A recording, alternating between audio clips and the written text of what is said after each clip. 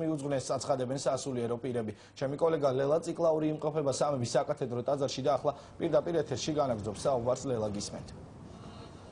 Ჩვენ ამ წუთებში სწორედ ვიმყოფებით სამების საკათედრო ტაძარში. რამდენიმე წუთში სამების საკათედრო ტაძრის არქიმანდრიტი მამა ლაზარე აღავლენს პანაშვიდს. პანაშვიდს დაესწრებიან დაღუპულთა ოჯახის წევრები, მეგობრები, ნათესავები, ასევე ზოგადად მრევლი სამების საკათედრო ტაძრის, რომლებიც სოლიდარობას უცხადებენ ზოგადად დაღუპულთა ოჯახის წევრებს და მიაგებენ პატივს დაღუპულ გმირებს. ასევე დღეს საღამოს 6 საათზე 1 საათში იგეგმება სამების საკათედრო ტაძრის ახალგაზრდულ დარბაზში სპეციალური საღამო მიძღვნილი დაღუპულთა ოჯახის წევრებისადმი და პატივის მისაგებად დაღუპული გმირების წაიკითხავენ პროზას, პოეზიას, განსაკუთრებით იქნება ეს თემატური და იქნება პატრიოტულ თემებზე. მოვლენ ცნობილი ქართველი მომღერლები შეასრულებენ სიმღერებს ასევე პატრიოტულ თემებზე და გადაეცემათ დაღუპულთა ოჯახის წევრებს გარკვეულწილად სიმბოლური საჩუქრებით.